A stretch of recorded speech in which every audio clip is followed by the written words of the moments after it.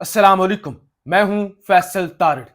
कल के नवाज शरीफ के जलसे के बाद एस्टैब्लिशमेंट के अंदर शदीद खौफ है और वो डरे हुए हैं कि इतनी मेहनत से बनाया गया बयानिया, इतनी मेहनत से करवाया गया जलसा, कहीं अगले ही दिन उस पर पानी ना फिर जाए, बेड़ा गर्क ना हो जाए। जो सारी मेहनत की गई है, एड़ी चोटी का जोर लगाकर एक मफरूर और भगोड़े को जो लीडर बनाने की कोशिश की गई है, ताकतवरों ने अपनी सारी एफर्ट की, लेकिन नवाज शरीफ नालायक था, नालायक साबित हुआ। जितनी भोंडी तकरीर थी और जिस तरह से इमरान खान को कॉपी करने की कोशिश की गई, बुरी तरह से पूरे जलसे की प्रोडक्शन जो है वो एक भोंडा मजाक साबित हुई। नवाज शरीफ 4 साल बाद लोग ये उम्मीद लगाकर बैठे हुए थे, जो दानश्वर टाइप लोग हैं, थिंक टैंक्स हैं, कि नवाज शरीफ कोई बंदे के पुत्रों वाली बात करेंगे। लेकिन नवाज शरीफ ने वही खच मारी कि मैं तस्बीह दिल में पढ़ता हूं, वो तस्बीह दिखा के पढ़ता है। हमारी अखलाकियात ये इजाजत नहीं देती, हम तो बड़े साहिब इखलाक हैं। और इमरान खान जो है वो लड़कियां नचवाता है, ढोलों पर जलसों में लड़कियों नचवाता है, कंजर खाना करता है। हम तो बड़े मुहज्जब हैं। जबकि बेटी की अगर जबान देखें तो वो ऐसी इतनी गंदी और गलीज जबान कि वो नशई है, वो लोफर है, वो फलाने बाज है, वो फलाना है। यानी पूरी तकरीर के अंदर को 2000 दफा वो इमरान खान के बारे में गैर मुनासिब अल्फाज इस्तेमाल करती है। तो वो सारा भोंडा स्क्रिप्ट इतना जोर लगाया गया पूरी रियासत की जानब से, कश्मीर, गिलगित बल्तिस्तान और तमाम तर दूर दराज के इलाकों से लोगों को लाया गया। बलोचिस्तान से लोग आए हुए थे, वीडियो भी आई, वी न्यूज पर चली। वो कह रहे हैं कि हमें तो सरदार ने कहा है, सरदार के हुक्म पर आ गए हैं, हम इमरान खान के चाहने वाले हैं। तो ये सब कुछ होने के बाद ताकतवरों के अंदर खौफ की लहर उस वक्त दौड़ गई जब लाहौर का इलाका है कान्हा, फिरोजपुर रोड पर कान्हा, वहां पे पीटीआई ने जलसा रख दिया। पीटीआई ने कहा, अच्छा हमारा इमरान खान तो जेल में है, 3 महीने होने वाले हैं, हमारा वाइस चेयरमैन भी जेल में है, हमारा जनरल सेक्रेटरी भी गायब है, हमारा इंफॉर्मेशन सेक्रेटरी सिर्फ इस्लामाबाद में नजर आता है, हमारी तमाम की तमाम हिरारकी, हमारी जमात टूट चुकी है और वर्कर जेलों के अंदर है। तो आओ जरा, एक तरफ थी पूरी रियासत, पूरी पंजाब पुलिस से लेकर सारी पुलिस, तमाम एजेंसियां, तमाम ट्रैफिक पुलिस, हर तरह के डीसी एसी, तमाम तरह का अमला लगा हुआ था ना। सरकारी एहलकार वॉशरूम बना के दे रहे थे, सरकारी बसें इस्तेमाल हो रही थी। चलो तुमने कर लिया, एस्टैब्लिशमेंट, जीएचक्यू और सारी इंतजामिया, एक शो आपने करवा लिया। 25 करोड़ लोगों पर आपने तमाम के तमाम अपनी रियासती मशीनरी इस्तेमाल करके 15,000 लोग नहीं आप निकाल सके। चलो अब हम करते हैं, हमारे पास कुछ भी नहीं है, हमारे पास कोई ताकत भी नहीं है, कोई लीडरशिप भी नहीं है। आओ जरा इमरान खान के नाम पर कान्हा के अंदर जलसा सा खेलते हैं, फिर अगर यूं है तो यूं ही सही। अब देखते ही देखते उस जलसे की हाइप बन गई, जो आज 3 बजे जलसा होना था। ताकतवरों के होश उड़ गए कि इतनी मुश्किल से बयानिया बनाया गया है, इतनी मेहनत की है, वो ये हो गया चला है। इमरान खान की तस्वीर अगर ज्यादा बंदे ले आई तो वो अडियाला जेल के अंदर बैठा हुआ, कोई ऑडियो और वीडियो भी, कोई वीडियो लिंक वाला कॉन्सेप्ट भी नहीं है, तो हमारा तो बेड़ा गर्क हो जाएगा फौरी तौर पे जनाब। फिर इंतजामिया और सफेद और स्याह कपड़ों वाले भारी नफरी निकली और उन्होंने छापा मार दिया ऑर्गेनाइजर के घर पर। घर में औरतें थी, उन्होंने पूछा कि वारंट है, आपके पास वारंट है गिरफ्तारी के या छापा मारने के? तो पुलिस ने कहा वारंट को छोड़ो, हमने तलाशी लेनी है। यानी एक तरफ सरकारी सरपरस्ती में तमाम एजेंसीज जलसा करवा रही है नवाज शरीफ का, भोंडा सा, और दूसरी तरफ उन्होंने कहा छोड़ो, वड़ गए वारंट, हमें तलाशी लेनी है। बहरहाल वो अफजाल आजम एडवोकेट के घर डंडा बरदार फोर्स पहुंची और खवातीन ने पूछा कि ये शाकिर अवान साहब है, सीनियर रिपोर्टर हैं, वो कहते हैं कि जो है छोड़े आप वारंट को, हमने तलाशी लेनी है। और फिर वो सारी डंडा बरदार ان کے گھر گھس گئی, توڑ پھوڑ کی, تلاشی لی, تو پورے جلسے کو جو انہوں نے تباہ کرنے کی جو سارے زور لگا دیے. ابھی میرے پاس ایک خبر آئی ہے کہ وہ جو فیروز پور روڈ ہے نا, یعنی وہ جو کانا کی طرف جاتا ہے, اس روڈ کو توڑ دیا گیا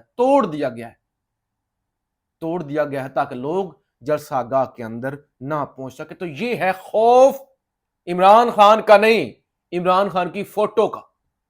عمران خان کا کتنا ہوگا, راتوں کو سوتے کیسے ہوں گے, گولیاں شولیاں کھاتے ہوں گے, پتہ نہیں کیا دیسی کو ٹونے کرتے ہوں گے, کیسے سو جاتے ہوں گے کہ کہیں عمران خان نہ نکل آئے. اس بھی یہ جو جلسے کے اندر 15,000 لوگ تھے, 5,000 لوگ تو وہ تھا جو کہہ رہا تھا کہ ہم تو پیسے لے کر آئے ہیں, ہم تو عمران خان کے چاہنے والے ہیں.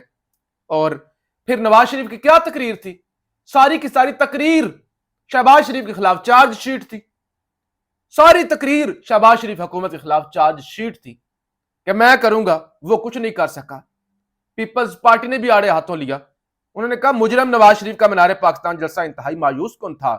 نواز شریف کو یقین ہوتا کہ لوگ ان کو ووٹ دیں گے تو وہ الیکشن کی بات کرتے. اتنا بڑا لیڈر ہے نا, الیکشن کی بات کیوں نہیں کی؟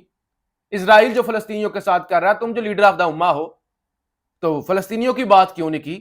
اور پھر فیصل کریم کنڈی نے کہا کہ اگر فیصلہ ہو ہی چکا ہے کہ ایک اشتہاری کو وزیر اعظم بنانا ہے تو الیکشن پر 60 ارب لگانے کی کیا ضرورت ہے, یہ تماشا کرنے کی کیا ضرورت ہے؟ ٹھیک ہے بنا دو, آپ کے پاس طاقت ہے, آپ بنا دیں. بہرحال جی, ایک طرف یہ سارا تماشا ہو رہا ہے کہ اتنا خوف اور اپنا جو محنت کر کے جلسہ کروایا گیا ہے کہیں اس پر پانی نہ پھر جائے.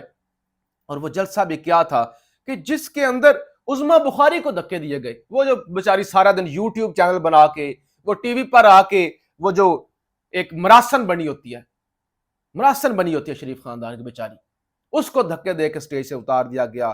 اور کل اتنا منحوس دن تھا, 2 اموات ہوئی, ایک کراچی سے سندھ سے ورکر فوت ہوا اور دوسرے کشمیری رہنما واپس آ رہے تھے لاہور سے.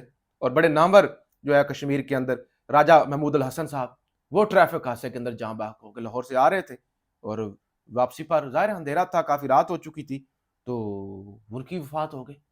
تو ایسی نحوست ہے میاں صاحب کی. اور اب وہ نحوست زدہ جو جلسہ ہوا ہے اس کی ہائپ کو بنانے کے لیے وہ نوجوان جلسہ کر رہے ہیں, ان کو کرنے کی اجازت نہیں دی گئی تاکہ بیانیہ کہیں وڑ نہ جائے. دوسری طرف جی, سپریم کورٹ یعنی قاضی فائز عیسیٰ اور اسٹیبلشمنٹ اب آمنے سامنے. ایسے کل منڈے ہے, 2 بڑے کیسز ہیں, سویلینز کا فوجی عدالتوں میں ٹرائل, 90 دن میں الیکشن, دونوں ہرٹ کر رہے ہیں اسٹیبلشمنٹ کو. اس سے پہلے اسٹیبلشمنٹ نے کر کیا دیا ہے, اسٹیبلشمنٹ جناب سویلینز کے ٹرائل شروع بھی کر دیے ہوئے ہیں اور منطقی انجام تک بھی پہنچا دیا. ایکسپریس ٹریبیون کی خبر ہے, ٹریبیون لکھتا ہے کہ وہ سپریم کورٹ کو تو انہوں نے جوتے کی نوک پہ رکھا ہے کہ سپریم کورٹ کا کوئی حکم امتناع ہے یا سپریم کورٹ اس پہ سماعت کر رہا ہے. سپریم کورٹ نے کہا ہوا ہے کہ جب تک اس پر فیصلہ نہیں ہوتا کوئی آپ ٹرائل نہ کریں, اور اٹارنی جنرل نے بتایا تھا کوئی ٹرائل شروع نہیں ہوئے. اچھا, اور اس میں ٹریبیون لکھتا ہے کہ ٹرائل تو شروع ہو چکے ہیں.